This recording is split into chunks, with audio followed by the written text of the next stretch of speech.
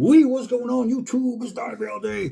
So I got a bunch of knives that I have to get to, trickling along through some of these reviews that I got to get through. Big thing, the D-Bad Scabber, the one I designed in regards to my man Scab over at Choir Boys Outdoors.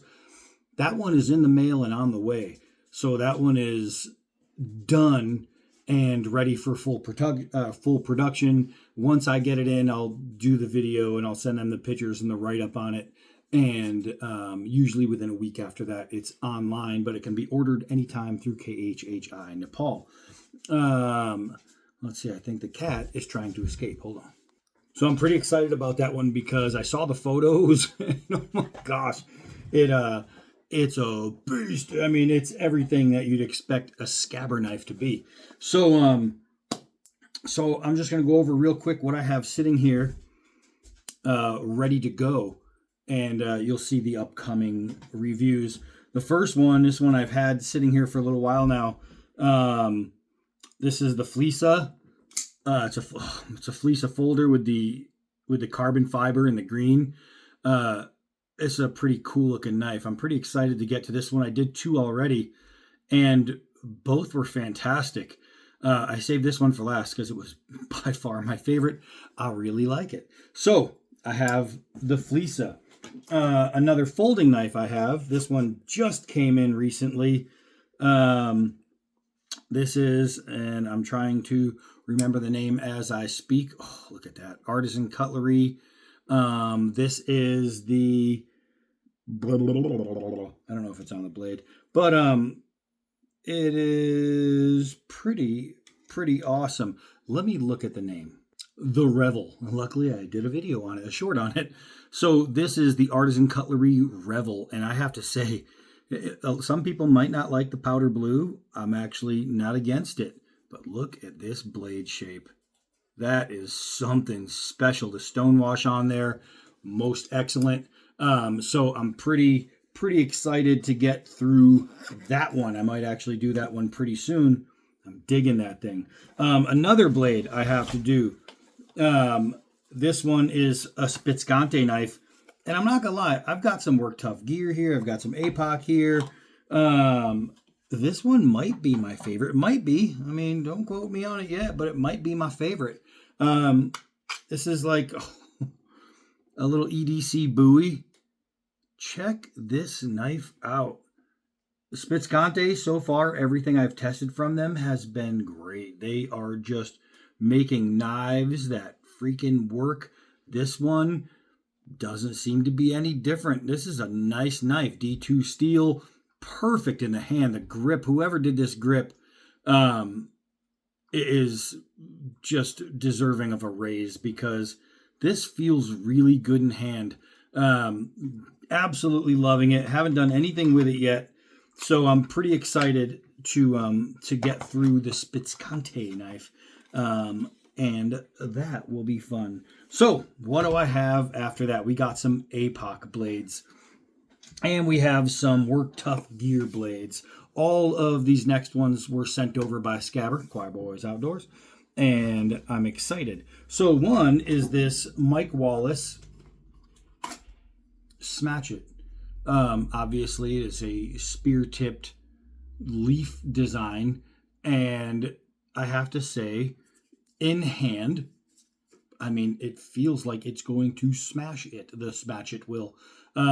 These ones, these next couple are used, but they still feel in very well working order.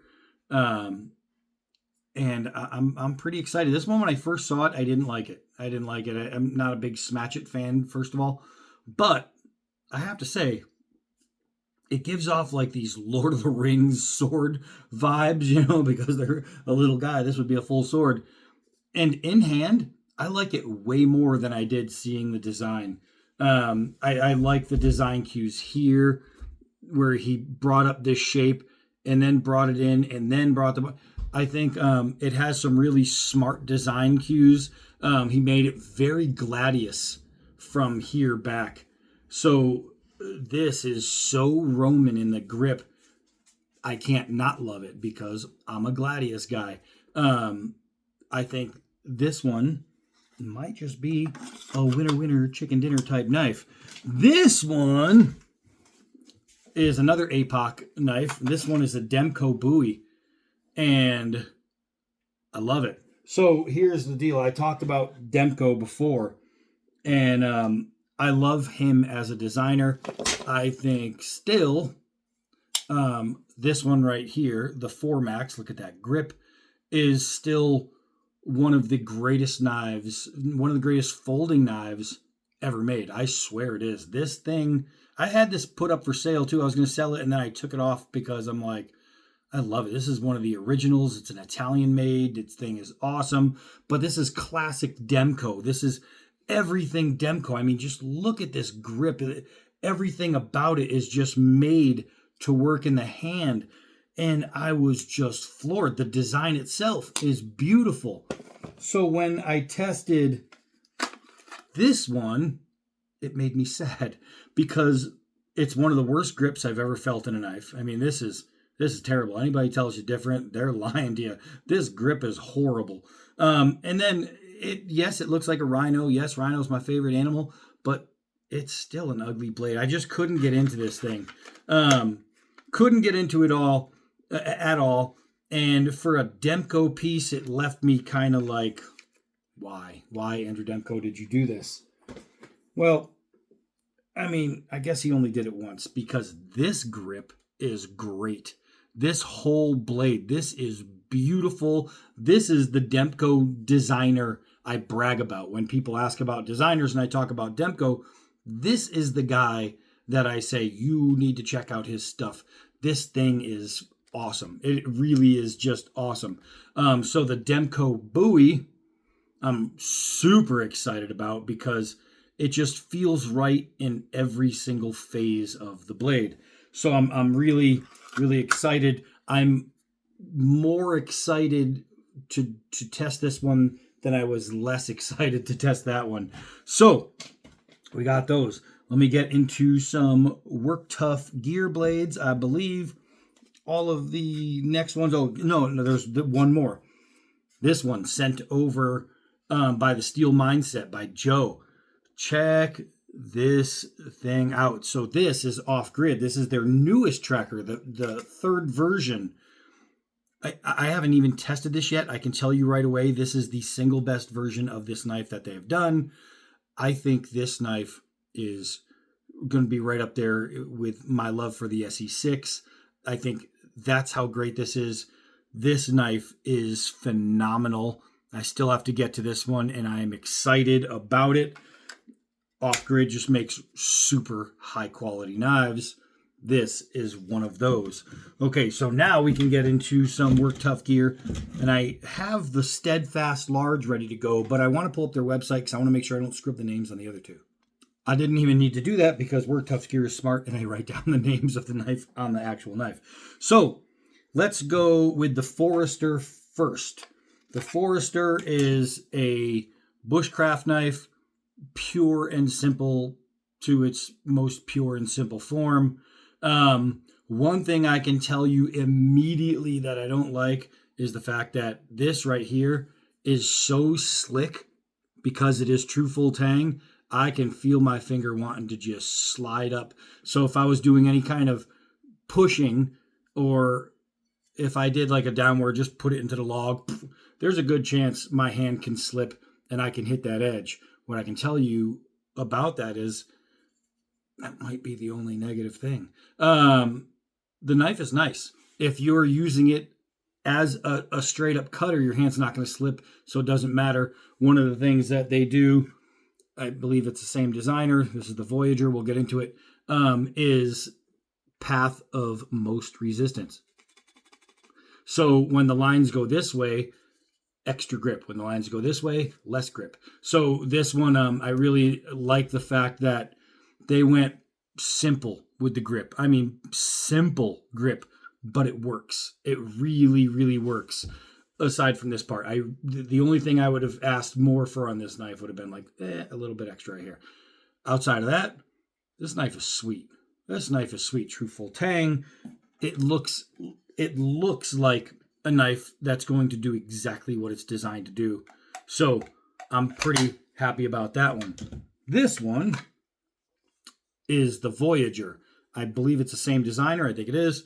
And you can see right here a little bit of a guard, just enough to keep your hand from going, with that same good grip where the lines are going this way. I think this knife right here is superbly good looking. Would I have changed anything? Maybe a little bit more of a well right here in the rear to keep it from this, because there's not much here to keep you on the knife, but that's where these lines come in. They really do kind of want to hold you there. What I can tell you is this blade design, while simple and true and done 1,000 times, 1,001 times right. This is nice. That is a really, really sweet blade design. I think from here up, this knife is absolutely stunning. A little bit of curve right here, and I would have been like, damn, there's another SE6 type knife for me. It's just that one little piece. But this right here is a nice freaking knife, man. That is a nice freaking knife, man. All right, and the last one. I brought you a Steadfast sent over by the Steel Mine, set by Joe. And then Scabber was like, you gave him a Steadfast, I'm going to one-up it. I'm going to get the Steadfast large. So proper here. Proper. The entire grip on this has a really nice curve here, really nice curve here. It doesn't curve this way. It curves this way, the way it's supposed to, so it actually fits a hand in there. Everybody knows I hate this step down design. I just think it's ugly. Does it make the knife bad? Hell no. The last Steadfast I tested was great. The step down thing is just personal preference for me. I don't like the look. It has a purpose though. It actually has a purpose that you can use it for. So I'm not downing the designer for designing something that's unattractive to me, because I probably have a ton of knives that are unattractive to somebody else that are my designs, but I like them. So that's just the way it is. If I can make one complaint about this knife, it would only be personal opinion. That means you made a pretty damn great knife.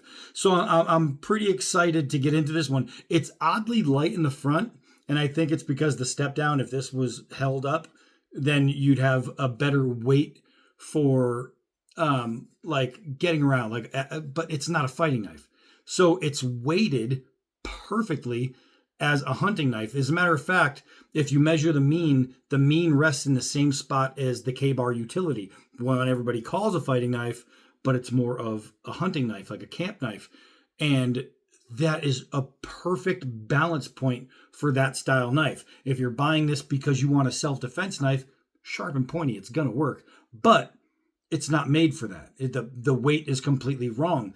It's weighted exactly for what it's designed to be. And I think this guy does a great job when he puts that together on his blades. So I'm really excited about this one. Outside of that, there's going to be some random knives coming in. I'm always getting an email from someone, some knife company saying, hey, we'd like to send you something. Or somebody that I just did a review for, and they say, oh, we also have this. As a matter of fact, somebody just is sending me a combo, a knife machete combo, and the machete is kind of sax looking, and it's really cool. So that might go over really well. That's what we have going. That's exactly what we have going. The knife sale that we did previously, I have just a couple more from that knife sale left. And I think on the next one, I didn't think I would ever say this, I think I'm going to add this ADV tactical blade right here. The one that has dragons on the inside. I know it's hard to see right now, but I showed you in the full video. He's actually got dragons on the inside. Those dragons right there, they're everywhere. The dragon scales. This was a $580 knife. I will let you know, I'm going to probably put this up for like $450. This is a 100% custom. He actually made it custom for me. This knife is incredible. So when it comes time, the Pit Boss 3 will go up there. If anybody has any interest, did you hear that? Ahead of time, let me know, because it's going to end up in the blade sale. All right, so that's it for this one. Bunch of good stuff coming. I cannot wait for the D-Bad Scabber to get here. That's going to be fun. That's it for this one. I am Donnie B all day. Till next video.